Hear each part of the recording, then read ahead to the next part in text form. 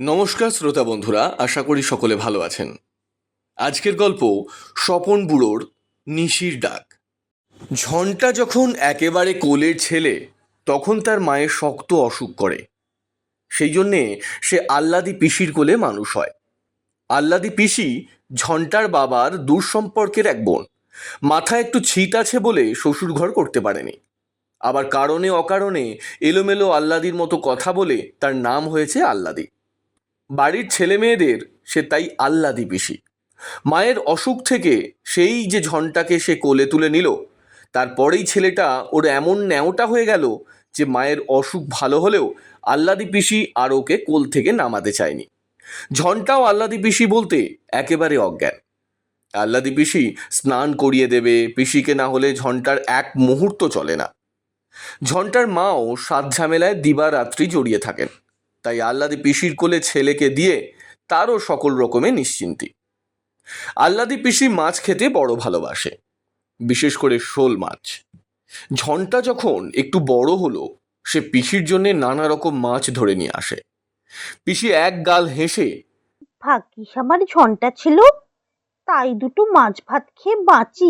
বর্ষায় যখন দেশের নদী নালা ভরাট হয়ে আসে, নিজেদের পুকুরে জল পড়ে, ঝন্টা গভীর রাত্রে গিয়ে নানা ধরনের মাছ ধরে নিয়ে আসে। বিশেষ করে আল্লাদি পিসির জন্যে শোল মাছ যদি পায়, তবে তার মুখে হাসি আর ধরে না। এক কথায় ঝন্টা পিসির জন্য সব করতে পারে, আবার ঝন্টাই পিসির সব। আল্লাদি পিসি মরলে যে ঝন্টাই তার গলায় পিণ্ডি দেবে, এই কথাই সে সগর্বে সবাইকে বলে বেড়ায়। আল্লাদি পিসি হঠাৎ 3 দিনের জ্বরে মারা গেল। দিব্যি শক্ত সামর্থ্য আল্লাদি পিসি, দেহে রোগ বালাই নেই। অমনভাবে যে হঠাৎ মারা যাবে তা বাড়ির কেউই ধারণা করতে পারেনি। দুর্দান্ত দস্যি ছেলে ঝন্টা। আল্লাদি পিসির মৃত্যুর পর কে যেন তার মুখে বোবা কাঠি ছুঁয়ে দিয়েছে। কারো সঙ্গেই কথা কয় না, খায় না, উদাস চোখে একদিকে তাকিয়ে থাকে। ছেলে যেন দিন দিন শুকিয়ে যেতে লাগলো। রাত্রিরের ঘুমের ঘোরে ঝন্টা ধড়মড় করে উঠে বসে। মা সুধন, হ্যাঁ রে ঝন্টা, বিছানার উপর উঠে বসলি কেন? এখন তো অনেক রাত, ঘুমিয়ে পড়। ঝন্টা ফ্যাল ফ্যাল করে এদিক ওদিক তাকিয়ে তারপর ফিসফিস করে মাকে সে বলে, আল্লাদি পিসিমা আমার ডাকলো যে। শুনে মা শিউরে ওঠেন। ঝন্টার গায়ে, মাথায়, পিঠে হাত বুলিয়ে দেন, মুখে বলেন, রাম রাম। পাড়ার 5 জন বৌঝি বলে, ও ঝন্টার মা, ওর দিকে কড়া নজর রেখো, আল্লাদি আশেপাশেই ঘুরে বেড়াচ্ছে। ঝন্টাদের বাড়ির নিচে পুকুর পাড়ে একটা শ্যাওড়া গাছ। গাঁয়ের লোকেরা হাট থেকে সওদা করে ফেরবার মুখে এই শ্যাওড়া গাছের ডালে কাকে যেন বসে থাকতে দেখেছে। বৃন্দাবন গাঙ্গুলি একদিন নাকি একেবারে সামনাসামনি পড়ে গিয়েছিলেন। বললেন, ভাগ্যিস আমি বুদ্ধি করে পৈতেটা হাতে জড়িয়ে ধরে গায়ত্রী জপ করতে শুরু করলাম, নইলে জনটাদের পুকুরে পারে আমার ঘাড় মোটকে রাখত। এইভাবে সারা গাঁয়ে একটা চাপা ফিসফিস আলোচনা। কেউ বিশ্বাস করে, কেউ হেসে উড়িয়ে দেয়। তখন আষাঢ় মাস, আশেপাশের নদী নালা বর্ষার জলে ভরাট হয়ে গেছে। ঘোলা জল পাক খেতে খেতে ধানের জমি ভরিয়ে, মাঠ ঘাট ডুবিয়ে, উঁচু নিচু গাঁয়ের পথগুলিকে পিছল করে ঝন্টাদের বাড়ির পুকুরের খালে ঢুকছে। তখন বোধকরি দুপুর রাত। এমন একটা আবছা জোছনা ফুটেছে যে আশেপাশে দূরে সব কিছু নজরে পড়ে, কিন্তু ভালো করে ঠাহর করা যায় না। মনে হয় যেন একটা পাতলা কুয়াশা জোছনার সঙ্গে মিশে গোটা গ্রামটিকে ঘিরে রেখেছে। মায়ের পাশে শুয়ে ঝন্টা অকাতরে ঘুমোচ্ছে। বাড়ির পিছন দিক দিয়ে একটা কালো বেড়াল বিকটভাবে ডেকে গেল। কোথায় একটি ভতুম পাখি এক টানা ডেকে ডেকে বিরক্তি জাগিয়ে তুলছে, একটা থমথমে ঝিমঝিমে ভাব।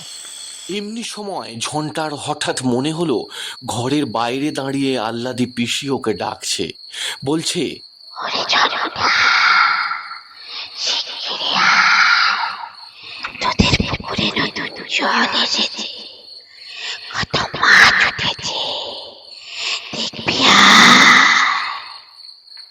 আজ আচমকা ঝন্টার ঘুম ভেঙে গেল। সে বিছানার উপর উঠে বসলো। আশেপাশে তাকিয়ে দেখলো সবাই অকাতরে ঘুমোচ্ছে। তার মায়ের ডান হাতটি ওর গায়ের উপর ছিল। আস্তে আস্তে হাতটা সরিয়ে রাখলো।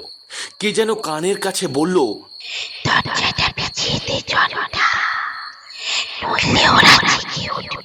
ঝন্টা বিনা প্রতিবাদে ঘরের দরজাটা ভেজিয়ে দিয়ে হন হন করে পুকুরের ধারে চলে গেল।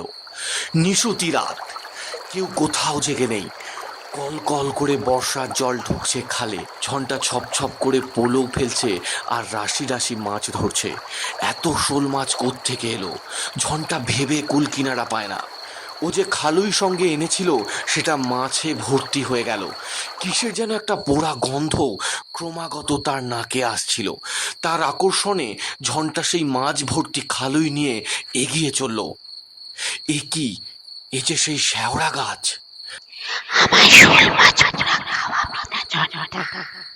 ঝন্টা অবাক হয়ে তাকিয়ে দেখলো গাছের ডালে পা ঝুলিয়ে কে যেন বসে আছে। আল্লাদি পিসি না? দেখতে ঠিক সেই রকম। এতক্ষণে ঝন্টার যেন জ্ঞান ফিরে এলো। আল্লাদি পিসি তো মরে গেছে। ও তাহলে কার ডাকে এই নিশুতি রাতে মাছ ধরতে ঘর থেকে বেরিয়ে এসেছে? ভয়ে ওর মাথার চুলগুলো খাড়া হয়ে উঠল। সে প্রাণপণ চেষ্টা করলো পালিয়ে যেতে, কিন্তু পা দুটো কিছুতেই উঠছে না। শেষকালে মনে জোর এনে ঝন্টা মরিয়া হয়ে ছুটতে শুরু করে দিল। পেছন থেকে আল্লাদি পিসির কান্না শোনা গেল। শোল মাছগুলো আমায় দিয়ে যা, আমি আর কিচ্ছু চাই না। আল্লাদি পিসির কথা যত কানে আসে ঝন্টা তত ছুটে। হঠাৎ সে দেখলো একটা বিরাট লম্বা শেওড়া গাছের ডাল ওদিক থেকে এসে তার হাতের মাছের খালুই ছিনিয়ে নিয়ে গেল। একটা আর্তনাদ করে ঝন্টা সেইখানে অজ্ঞান হয়ে পড়ে গেল। তার চিৎকার শুনে বাড়ি থেকে লোকজন এসে যখন পৌঁছলো, ওর মুখ দিয়ে তখন ক্যাঁচলা বেরোচ্ছে। অবশেষে মায়ের বুক ভরা কান্নায় 3 দিন পর ঝন্টা তাকালো, কিন্তু কি হয়েছিল কোনো কথাই সে মনে করতে পারে না। শুধু বোকার মতো ড্যাব ড্যাবে চোখে তাকিয়ে থাকে। গাঁয়ের সবাই বলল, দেখো ঝন্টার মা, ঝন্টাকে চোখে চোখে রাখতে হবে। পেতনিরা জলার ধারে নিয়ে ঘাড় মুটকিয়ে মেরে ফেলে। শুনে ঝন্টার মার বুকের রক্ত শুকিয়ে যায়। সারা রাত ধরে ছেলের শিয়রে জেগে থাকে। ঘন ঘন দীর্ঘ নিঃশ্বাস পড়তে থাকে। ভাবে, আমার শান্তির সংসারে এ কি হলো? কি কুক্ষণেই পরের মেয়েকে ঘরে ঠাঁই দিয়েছিলাম। এদিকে হঠাৎ বাড়ির লোকে লক্ষ্য করলো যে কেমন যেন পাগলা চোখ নিয়ে তাকিয়ে থাকে ঝন্টা।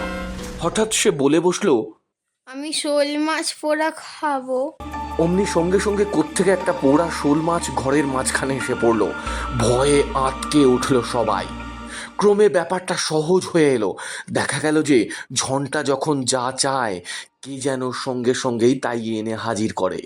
সেদিন দুপুরে গরমে আইঢাই করতে করতে ক্ষীণ কণ্ঠে ঝন্টা বলল, মা, এক গ্লাস ঠান্ডা জল দাও না। মুখের কথা খসাতে যতটুকুই সময়, দেখা গেল সুন্দর একটি গেলাসে টলটলে পরিষ্কার জল। ঝন্টা সেই জল খেতে যাচ্ছিল, কিন্তু ওর মা হাত দিয়ে সবটুকুন মেঝেতে ফেলে দিয়ে বললেন, কখনো মুখে দিস নে ঝন্টা, ওসব পেতনিতে জোগাচ্ছে। সন্ধ্যের পর পাড়ার মেয়েরা দল বেঁধে আসতো ঝন্টাকে দেখতে। কথায় কথায় গাঙ্গুলি গিন্নি বললেন, আমার জর্দা ফুরিয়ে গেছে, কাশির জর্দা না হলে আমার মুখে রোচে না। আপন মনে ঝন্টা বলল, তুমি জর্দা খাবে ঠান্ডি? সঙ্গে সঙ্গে ঠন করে মেঝেতে পড়ল একটি কৌটো। গাঙ্গুলি গিন্নি অবাক হয়ে বললেন, এই তো কাশির জর্দা, একেবারে নতুন কৌটো। কোথার থেকে এলো গো ঝন্টার মা?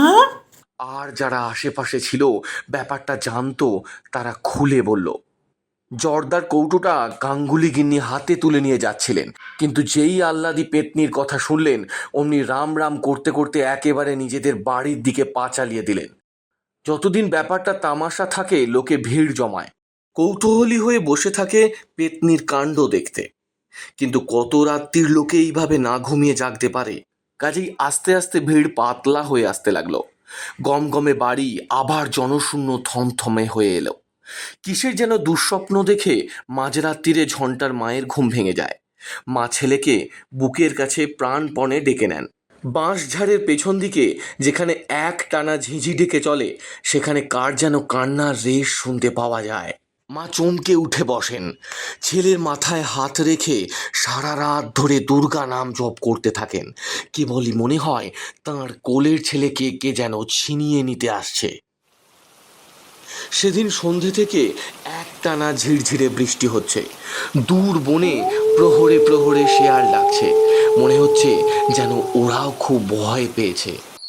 পাখি পাখালিরা কখন যে গিয়ে বাসায় সেঁধিয়েছে কেউ খবর রাখে না। গেরস্ত বাড়ির গোয়ালগুলোতে গরুগুলো এমনভাবে হামলাচ্ছে যে মনে হয় তারা অশুভ কোনো ইঙ্গিত পেয়েছে। মাঝে মাঝে কালো প্যাঁচার চেঁচানি কানে ভেসে আসছে। শ্মশানের দিক থেকে একটা শোঁশো হাওয়া বুক চিরে উত্তর অঞ্চলের জলাভূমির উপর দিয়ে বইছে। মনে হচ্ছে কোনো পেতনি বুঝি নিঃশ্বাস ফেলছে। গায়ের পথে আজ একটিও লোক নেই। কোনো বাড়িতে একটি ছেলেও কেঁদে উঠছে না। মনে হচ্ছে রুদ্ধ আতঙ্কে সবাই প্রহর গুনছে। ঝন্টাদের বাড়িতে আজ সবাইকে কি কাল ঘুমে পেয়েছে কে জানে। সন্ধেবেলা উনুনে আগুন পড়েনি। বামুন দিদি ঘুঁটে আর কয়লা সাজাতে গিয়ে সেইখানেই ঘুমিয়ে পড়েছে। বাইরের ঘরে বাড়ির কর্তারা সন্ধে থেকেই দাবা পাশা খেলতে বসেন। তাদের চিৎকারে আশেপাশের 10টা লোক ঘুমোতে পারে না। আজ আধার ঘনিয়ে আসবার সঙ্গে সঙ্গে দাবার ছক এক পাশে সরিয়ে রেখে সবাই ফরাসের উপর অঘরে ঘুমোচ্ছে। অবিশ্রান্ত বর্ষণ চলছে, তারই সঙ্গে তাল বজায় রেখে খানা ডোবায় ব্যাঙেরা আসর জমিয়ে তুলছে। আকাশের সমস্ত তারা মেঘে ঢাকা পড়েছে। মাথার উপর কালপুরুষ। একটা সাংঘাতিক কিছু ঘটবে বলে বুঝি দম বন্ধ করে প্রহর গুনছে। ঝড়ের গর্জনে বিপদের ইঙ্গিত। মায়ের পাশে শুয়ে অকাতরে ঘুমোচ্ছে ঝন্টা। এমন ঘুম যে দেখে মনে হয় ওর দেহে বুঝি প্রাণ নেই।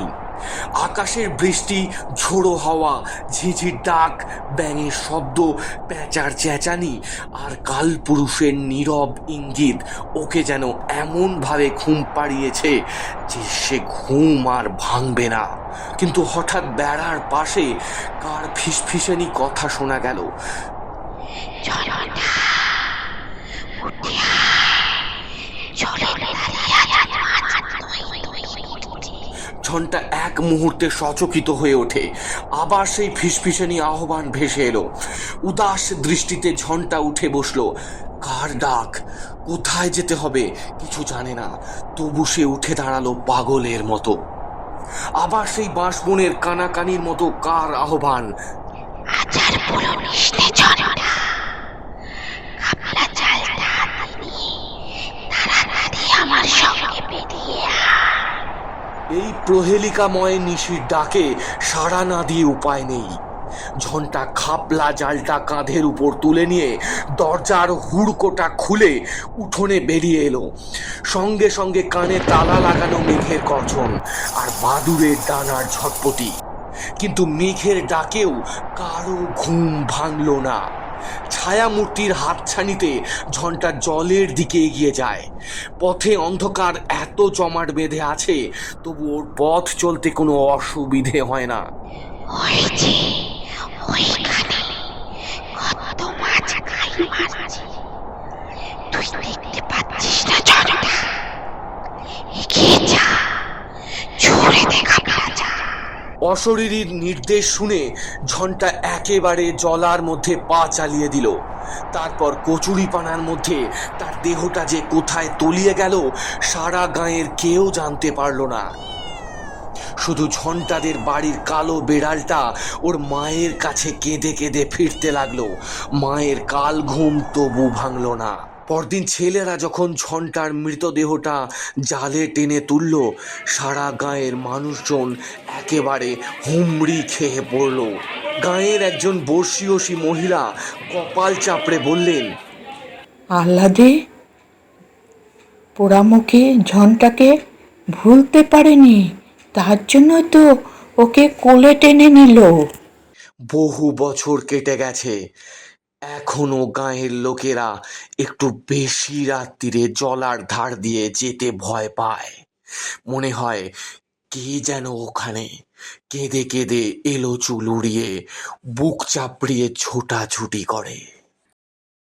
এতক্ষণ শুনছিলেন স্বপন বুড়োর নিশির ডাক। এরকম আরো ভূতের গল্প শুনতে আমাদের চ্যানেলটি সাবস্ক্রাইব করুন। The Bong ultimate horror story.